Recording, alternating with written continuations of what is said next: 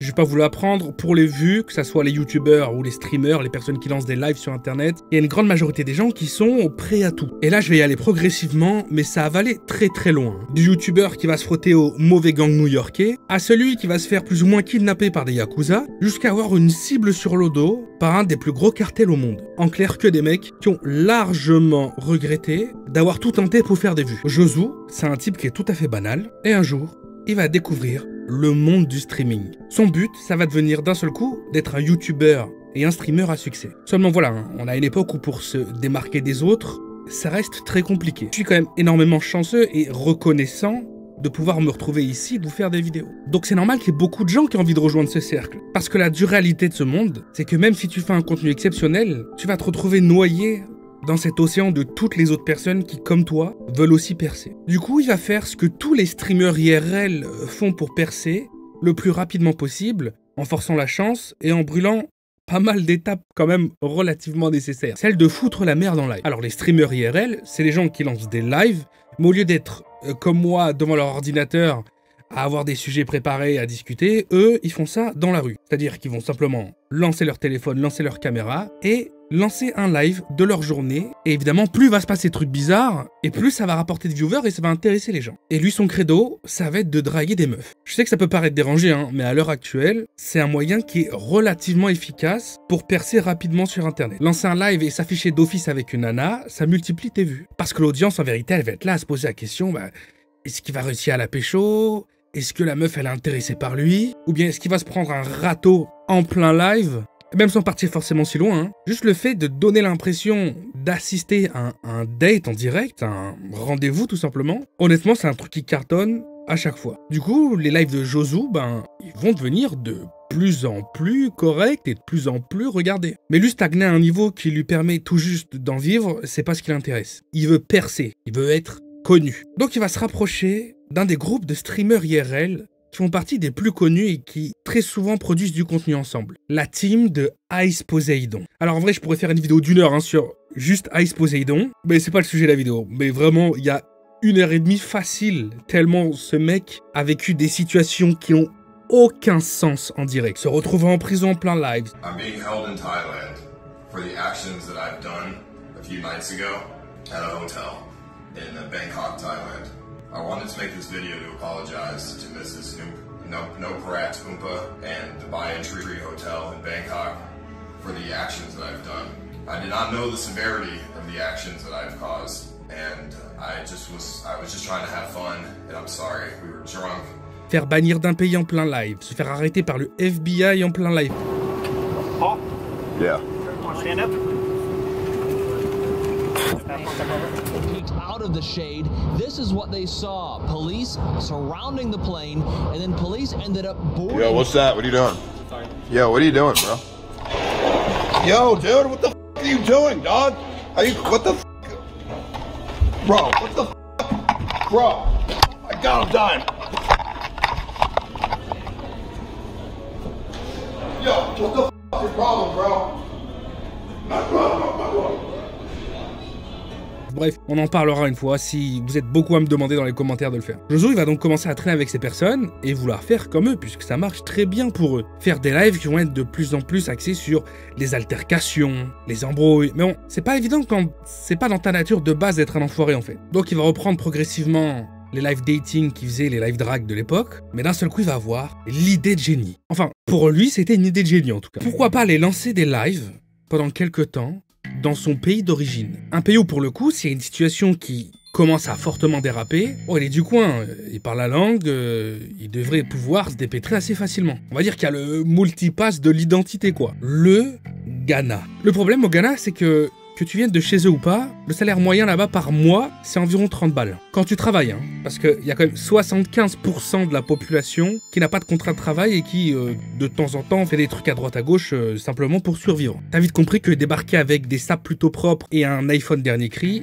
c'est pas forcément l'idée la plus intelligente de l'année. Bon, ses débuts au Ghana, ça a plutôt bien se passer en vérité, il va finir par se rendre chez un barbier, un coiffeur, parce qu'il a besoin, voilà, de rafraîchir un petit peu le visage. Bon, une fois qu'il est posé là, il y a le barbier qui va se mettre à partir. Il va lui dire, écoute, moi j'ai une course à faire. De toute façon, dans ce genre de pays, on se doute bien que ça marche peut-être un petit peu différemment. Hein. Donc le barbier va bien lui dire, reste là tranquille, je reviens dans pas trop longtemps, je fais mes 2-3 bricoles et je m'occupe de toi. Et le streamer, il va donc attendre. Jouzou, il attend.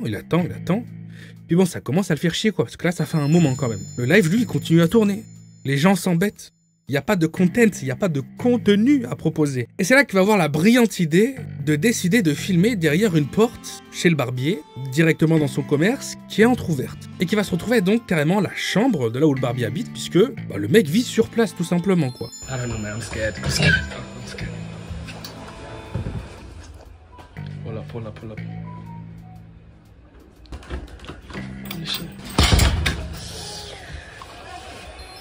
Ah, hey, my guy. Where did you come here? Come here. No, My guy, hey, you want to go? Hey, sit down.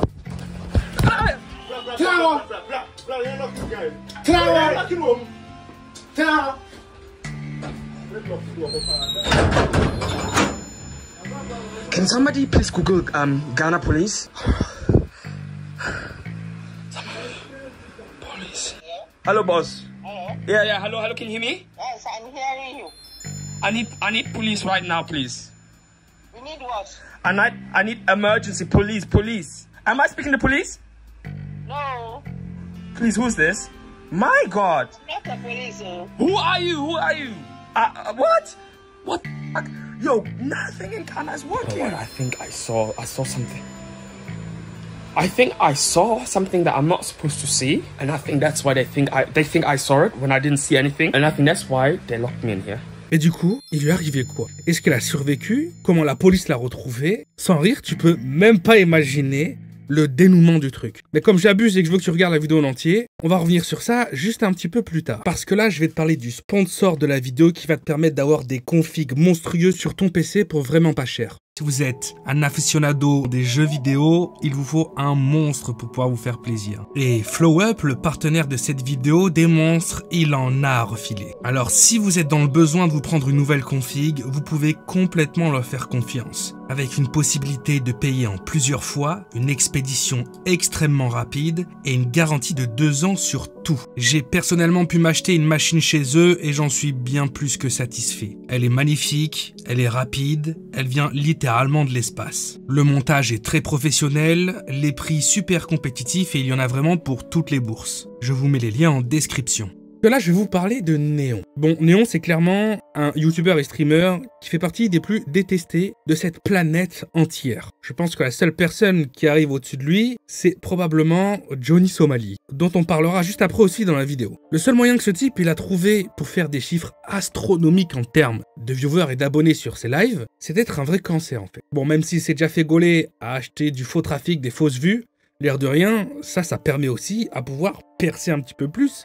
C'est évidemment interdit, mais quand on n'a rien à cirer tout et que tu t'en fous complètement de l'image que tu renvoies et que tu es prêt à tout pour faire des abonnés et des vues, à ce stade, insulter des gens dans la rue, provoquer des gens dans la rue, taper des 200 km/h en pleine ville.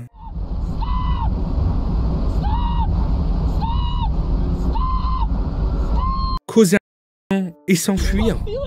Oh my God, that's crazy. You're a man now, Neon. Bro. Welcome to the brotherhood.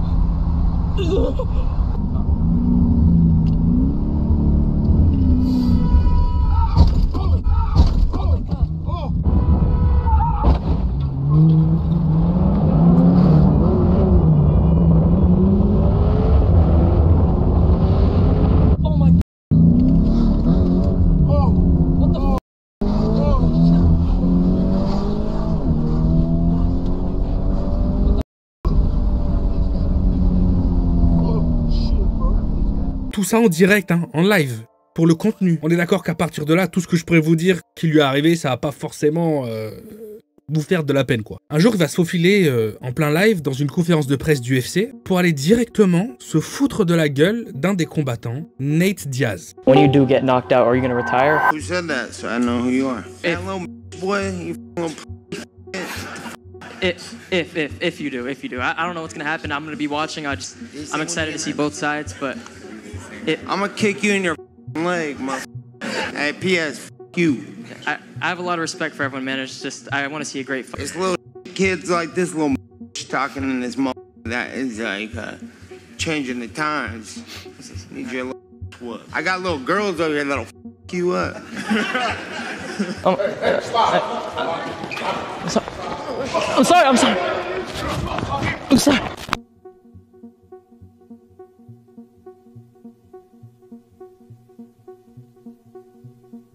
Please, I'm sorry.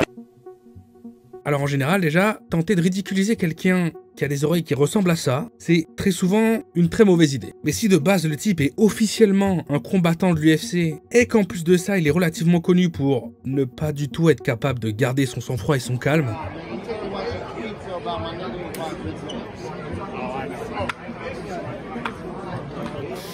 mais manger 2-3 claques, c'est loin d'être le pire truc qui lui est arrivé, on va en venir tout de suite. Didi Osama, c'est un rappeur américain qui est étroitement lié avec l'univers, le véritable univers des gangs new-yorkais. En 2022, le petit frère de Didi Osama, qui à ce moment-là a 14 ans, va malheureusement, plus pouvoir se réveiller suite à une altercation avec un membre d'un gang adverse. Il semblerait que ça soit juste une petite altercation, mais il va quand même se retrouver quoi. Mais comme la personne qui lui a fait ça, elle aussi avait plus ou moins le même âge, et que son avocat va réussir à faire passer ça comme de la légitime défense, et au bout de quelques mois, il va se retrouver libre. La justice, les amis. Et Néon, évidemment, toujours là pour aller chercher le drama là où il peut en trouver, va en live, en direct, avoir l'idée géniale de se foutre de la gueule de ce qui s'est passé au petit frère de Didi Osama. Jusqu'à en faire une danse et tout, se moquer de ce qui lui est arrivé, et que l'autre soit de nouveau libre. À votre avis, est-ce que c'est possible que cette action lui revienne dans la tronche? Quelques jours après, on va être en live,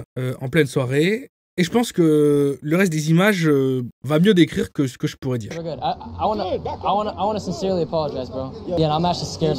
You don't need to be scared. All I'm gonna tell you, baby boy, is that let them talk. Yo, baby boy. Yeah. Don't use your. Bro, they good. We're good. Yo, I don't want nobody like. Okay, just move. I'm not listening. Yeah. All right, my bad. Respecting coach. I know he mean well, bro. Yeah. I know. I want to. Listen. I just want to tell you this, baby boy. You don't know where I come from. Like you not from the streets, baby boy. Like you was really a nerd, baby boy. You was really a nerd, baby boy. I'm trying to tell you, like, look at me. Why you not looking at me? Sorry, my bad. I'm not trying to tell you. Why you not? Sorry, my bad. I'm just nervous, bro. I'm sorry. Bro, listen, bro. Okay. Listen. Just my bad. Listen. Okay. My bad. I'm nervous. I'm sorry. My bad, bro. Yo, look, bro. Your family and everything, bro. And I didn't mean to disrespect you in any way, bro. I'm just trying to tell you, man. You gotta say sorry to my mom. You gotta say sorry to my sister, my brothers, my family.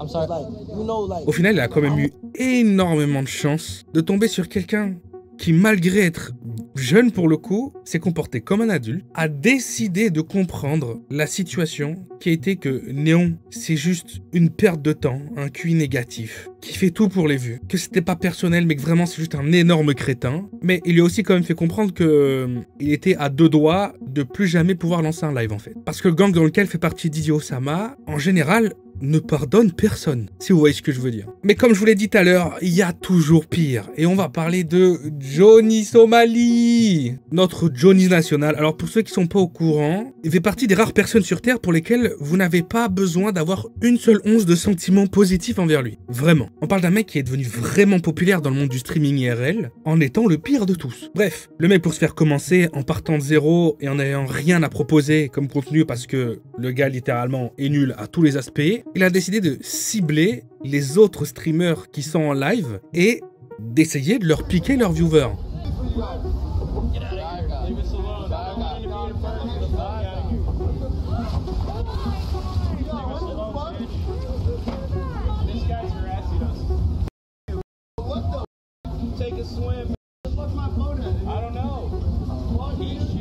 En faisant le pitre, en faisant des altercations avec eux, en leur montrant tout simplement, en s'affichant sur le live, sur les streams des autres, qui sont beaucoup plus connus que lui, qui pour le coup ont déjà une audience, en leur faisant miroiter des lives qui sont tellement what the que ce serait mieux d'aller voir les siens. Et en général, c'est toujours la même chose, c'est aller faire chier un inconnu jusqu'à ce que ça dérape complètement. Mais genre, vraiment complètement. Ensuite, il va progresser dans l'infamie, en suivant la hype de toutes ces personnes qui commencent à lancer des lives en Asie. J'ai d'ailleurs fait partie de ces personnes qui ont suivi cette hype.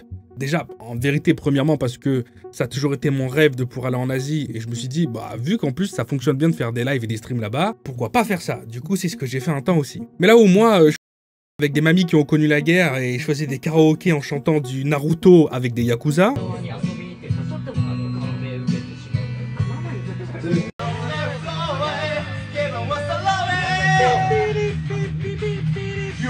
Lui, il a décidé plutôt d'aller dans le métro avec une enceinte connectée et de mettre à fond la caisse des musiques complètement d'aller se rapprocher près des Japonais, de leur poser des questions que tu poses pas à un Japonais. Du genre, par exemple, quel effet ça fait de s'être mangé une par les Américains.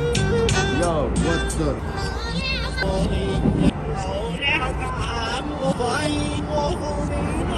Yo, this is not even Japanese, guys. Récemment en Corée, prendre les transports en commun sans payer, se rendre dans des combini et... Bref, juste, j'ai même pas besoin d'en parler, je vous montre. Right to say you should never have pitched. Your father was right, your father was right.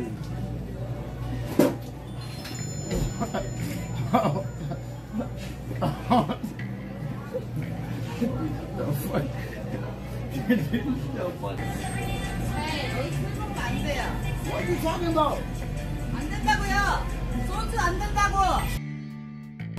police? Call the police, stupid. police 불러요, 형님. Stupid ass. I didn't even drink here. Are you dumb? I was talking to you, stupid ass. You monkey asshole, shut up, dude. I did not drink it, you stupid. Fuck you, Chinese.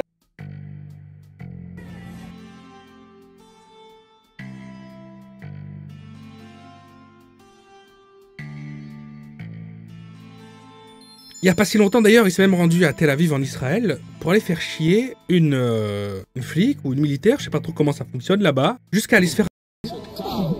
Oh, this thing. I'm in the sidewalk. I'm in the sidewalk. I'm in the sidewalk. I'm in the sidewalk. I'll go. What the... Bref, là où ça devient drôle, c'est le jour où il retourne au Japon et qu'il décide de doubler dans la connerie jusqu'à faire chier les mauvaises personnes. Parce qu'à ce stade, Johnny Somali, il est partout sur les réseaux sociaux japonais. Le mec, ce qu'il fait, c'est tellement indécent, il manque tellement de respect, mais c'est dans l'abus, hein, que même les news en parlent. So we have this Kick streamer who goes by the name of Johnny Somali. He's been in Japan for the last few months. He's been filming himself on Kick, going around and disrespecting members of the Japanese public. Yeah, Hiroshima? You know Hiroshima? Nagasaki? You know why you do this? Pearl Harbor? Hiroshima, Nagasaki. Et c'est pas la police qui va venir s'occuper de lui cette fois-ci, c'est les Yakuza. Alors je pense sincèrement que quand tu fais tellement de la merde au Japon, que t'as des mecs en costard qui arrivent à te faire lancer un live où tu te mets littéralement à genoux et sur ton ventre pour leur demander pardon, c'est que potentiellement t'allais finir en sushi, et qu'ils te l'ont bien fait comprendre. Don't tell me you are going to drop Japan. Okay. The Japanese don't think you are good. Okay. Apologize to the Japanese. Come on. D'ailleurs, il semblerait que si les Yakuza au final ils en ont pas fait un sushi, c'est probablement aussi que c'était devenu super médiatique et je pense que même pour eux, ce genre de problème, ils préfèrent les éviter. In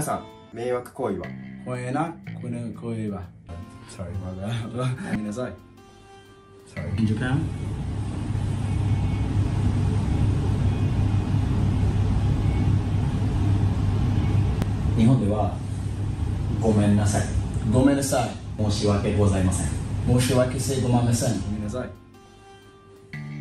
Mais ça n'empêche pas qu'ils ont aussi énormément de connexions. Et c'est sûrement pour ça que, malgré tout ça et les excuses publiques, il a fini quand même par se faire arrêter par la police et à faire 3 mois de prison au Japon. Why did you think so emotional? I'm not emotional, Daijobu. I'm okay. Oh my God. I don't want to empty my bag into there. Why? I don't know.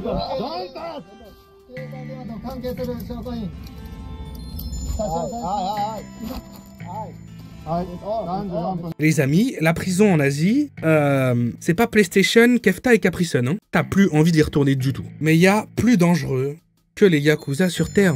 Des gens qui ont encore plus la main mise sur le gouvernement, qui ont bien plus d'argent que n'importe quel gang sur cette planète et qui ont beaucoup moins de principes et d'honneur. Les cartels mexicains. Fofo Marquez, c'est un influenceur qui, pour le coup, au Mexique, est né dans une famille très riche. Genre vraiment très riche, genre plus ou moins milliardaire. Son père, il faisait quand même partie des propriétaires de Total. Et en vérité, percer sur internet alors que t'es déjà extrêmement riche, c'est plutôt simple. Il suffit que tu te ranges dans une niche qui correspond à ça, comme les montres de luxe, les produits de luxe ou les bagnoles de luxe, et t'as déjà un public qui n'attend que ça, quoi. Et vu que toi t'as le blé pour te les acheter, te les procurer, te les faire prêter, bah en fait, du jour au lendemain, tu peux déjà être une super célébrité là-dedans. Du coup, c'est tout naturellement que Fofo Marquez va devenir un énorme influenceur dans ce domaine. Malheureusement, c'est le seul truc dans lequel on peut dire qu'il a réussi parce que, sur le plan humain, en fait, c'est un poison, quoi. Il est vraiment débile. Il est juste là pour jeter son fric à la tronche des pauvres en se moquant d'eux. Un riche, quoi. Je rigole. Vous pouvez aussi vous prendre la tête dans les commentaires par rapport à ça. Est-ce que les riches sont les problèmes? Moi, en tout cas, je peux vous dire ce qui a été le problème de Fofo Marquez à ce moment-là. C'est le truc qu'il a fait qui a changé sa vie à tout jamais, en fait. Un jour, en 2022, il va décider de prendre possession, de bloquer un pont. Una vez mostrando más lo que puede hacer el dinero y el poder aquí en México, Illuminati. A la gente bien molesta ahí grabándome. Señor, no me grabe. Vraiment comme ça en pleine journée, hein. Pour sans réelle raison, juste tourner une vidéo en disant « voilà, regardez ce qu'on peut faire avec l'argent, tout vous appartient. Aujourd'hui, j'ai décidé de bloquer ce pont, comme ça, il m'appartient et je fais ce que je veux sur ce pont. » Et va se filmer là, rien foutre, avec ses potes qui sont venus avec leur bagnole de luxe aussi, pour bloquer le pont. Mais ça, c'est un axe principal, hein, c'est-à-dire qu'il est vraiment nécessaire pour aller d'une ville à une autre, il est super important. Là, t'es juste en train de faire chier tout le monde. Cette histoire, elle fait énormément de bruit, hein. Tellement de bruit que même le maire de la ville, il va rentrer dans l'histoire. Il va rentrer dans le bruit, il va lui dire « mais t'es un malade, frérot, tu fais pas ça, on est au Mexique, tu fais pas ça. » Du coup, il va se manger quelques heures de travaux d'intérêt généraux pour rembourser le problème qu'il a causé en bloquant ce pont. Mais au Mexique, il n'y a pas que la police qui fait la loi, il y a aussi les cartels. Et cette ville-là, elle est sur le territoire des CJNG, le cartel de Jalisco Nouvelle Génération. Le cartel de El Mancho, les gars. Le mec le plus recherché sur la planète. 10 millions de dollars si vous avez ne serait-ce qu'une information qui pourrait aider à sa capture. Techniquement aussi, l'homme le plus riche de toute la planète actuellement, même plus que ces fortunes cachées qu'on pourrait imaginer comme celle de Poutine ou de grandes nations, hein, parce que El Mancho actuellement, il brasse plus, genre 10 000 fois plus que ce qu'aurait pu brasser à l'époque un Pablo Escobar. Déjà parce que les volumes sont beaucoup plus grands, parce qu'il y a beaucoup plus de personnes, et parce qu'il y a beaucoup plus de moyens et de manières de pouvoir transitionner les marchandises. Enfin bref, le cartel de El Mancho, t'as pas envie de l'avoir sur le dos. Malheureusement, Fofo Marquez, en faisant ça, c'est ce qu'il a fait, quoi. Du coup, ils vont envoyer, le cartel, un simple message en indiquant, je vous fais un bref résumé, hein. Frérot, aucun endroit et aucune fortune ne pourra te protéger de nous. En voyant ça, Fofo Marquez, évidemment, il va directement poster une vidéo d'excuses pour se repentir auprès de toutes les personnes de la ville et du cartel. Quiero hablar ahorita del tema del puente y quiero pedirles una disculpa pública a toda la gente que se ofendió. Yo había visto, influencers lo habían hecho y lo hice a manera de contenido. Mucha gente lo ha hecho, que el dinero y el poder, y saben, o sea, luego digo babosadas, saben. Puis il va aller se cacher dans une villa secrète de papa et maman. Une villa dans laquelle ils vont embaucher des dizaines de gardes armés. 24 sur 24, 7 sur 7. Mais en plus de ça, il va jamais se montrer auprès d'une seule fenêtre. D'ailleurs, il va jamais tout court rester au niveau normal de la villa. Il va rester cloîtré dans les sous-sols qui ont été aménagés en appartement. Mais en plus de ça, il va voir constamment sur lui un boîtier GPS qui indique sa position et un bouton d'alerte qui, à tout moment, peut prévenir et les gardes et la police du coin. Et il va rester comme ça pendant des mois, pour enfin au bout d'un moment décider de sortir, pour essayer de reprendre sa vie normale, mais en étant beaucoup moins un enfoiré, quoi. Et évidemment en évitant la ville où il a foutu le sbeul. Mais enfin au final ça va pas changer grand chose à sa destinée, puisque vraiment pas longtemps après il va se faire gauler par une caméra de sécurité publique en train d'être très incorrect avec sa copine. Alors évidemment c'est pas du tout le mot qui correspond à ce qu'il a fait, mais je peux pas non plus dire exactement ce que je veux sur YouTube. Mais là le gars il va partir en prison, quoi, vraiment, pour un petit moment. Bon et sinon, notre ami Josu du début, il lui arrivait quoi les gars? Comment est-ce que cette histoire elle s'est terminée? Parce qu'en fait le live à ce moment là, il va se couper et malheureusement on va plus avoir de nouvelles de lui. Les modérateurs, les abonnés, les viewers qui sont présents sur le live, sur le direct, ils vont évidemment commencer à paniquer. Et là, c'est une course contre la montre. Je dis souvent ça dans ma vidéo ces derniers temps, c'est un délire. Ça me tuerait d'en voir dans les commentaires. Je crois qu'on va en faire la phrase de la chaîne. C'est une course contre la montre. Bref, ça devient réellement une course contre la montre pour le coup, parce que il faut essayer de le sauver, quoi. Donc il y a une partie des modérateurs qui vont appeler la police, une autre partie qui va appeler l'ambassade, les viewers qui vont aussi essayer de retracer l'enquête, d'essayer de récupérer, de retrouver les visages des gens, même si ça semble complètement impossible et improbable, hein, parce qu'on est au Ghana quand même, jusqu'à ce qu'un viewer ait une idée de génie. Il remonte dans la rediffusion et il cherche directement sur Google si l'adresse du coiffeur, du barbier existe. Et il va non seulement trouver qu'elle existe, mais en plus qu'il y a un numéro qui est rattaché. Et il va appeler directement le barbier. Il va expliquer l'histoire depuis le début, qu'il y a des preuves, qu'ils sont fous, qu'il faut pas lui faire du mal. Et là, les mecs au téléphone en face, ils vont vraiment, mais vraiment flipper. Et le dénouement, il est lunaire. Parce que tout était fake depuis le début. Le streamer, après sa petite histoire, il va donc couper son live en faisant croire que quelqu'un l'aurait forcé à le couper. Et puis il va faire sa journée tranquille en se disant « Ouah, j'ai une super idée, là, ça a buzzé de ouf. Les gens, ils vont s'inquiéter. Et puis, quand je vais relancer un live plus tard, je vais avoir plein de viewers, ça va être trop cool. Peut-être même qu'il y aura des articles sur moi quand je ferai un live demain. » Mais frérot, c'est pas comme ça que ça marche en fait, parce que là, c'est grave ce que t'as montré en live. Surtout que t'as prévenu personne, même pas ton équipe de modération, même pas tes amis. Ça n'a aucun sens. Pour prouver d'ailleurs leur innocence, le barbier, il va envoyer un vocal qu'il a pris au moment où le streamer il est venu pour préparer son coup et leur demander de jouer le jeu et de faire le truc avec eux. It's a planting that we are doing. So the first time you come inside, then we shake you, then you go. Yeah. So the second time you come, you said nobody should be here except the barber and this person. At least 5 minutes in the And whenever you come, before we will attack you or before we will sack you, give us a time frame. Maybe in the next 5 minutes, before we recognize that you are holding a phone, the next 10 minutes or... So, the first time when you were coming, fine, okay. Maybe stay seated, and then you get up at the end when I'm saying, okay, I'm getting up, you know. Okay. Like, and he stays. He did not also come, he stays, you know, because it was a bit too much, you know. Yeah. Like this one was perfect, but like he stays, and then as I walk out, you just look at me, What is the first one? Remember, what I say, I too fake, you know. Yeah. And then, by the time, maybe 20 minutes and Sana must have been 20 seconds, another 20 minutes. What you say?